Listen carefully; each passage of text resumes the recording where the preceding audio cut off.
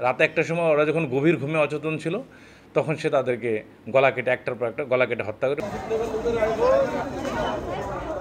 ময়মনসিংহের ভালুকায় ভাড়া বাসায় গৃহবধূ ময়না আক্তার ও তার 2 শিশু সন্তানের লাশ উদ্ধারের পর থেকেই নিরুদ্দেশ ছিলেন দেবর নজরুল। স্থানীয় বাজারে নিজের ব্যবহৃত মোবাইল ফোনটি বিক্রি করে পালিয়ে যান তিনি।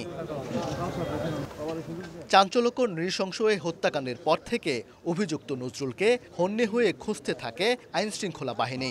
পথচারীর ফোন থেকে খালাতো ভাইয়ের মোবাইলে কথা বলার সূত্র ধরে অভিযান চালিয়ে ঘটনার একদিন পর মঙ্গলবার বিকেলে গাজীপুরের জয়দেবপুর স্টেশন থেকে নজরুলকে গ্রেফতার করে ভালুকা মডেল থানা পুলিশ। ময়না আক্তার তার স্বামী, সে তাকে প্রথম দেখছে, দেখার পরে ওর যে আসামি নজরুল ইসলাম সেও আগে আসার সাথে সাথেই আমরা তাকে ধৃত করি। মূল হোতাকে গ্রেফতারের পর বেরিয়ে আসে হত্যার রহস্য।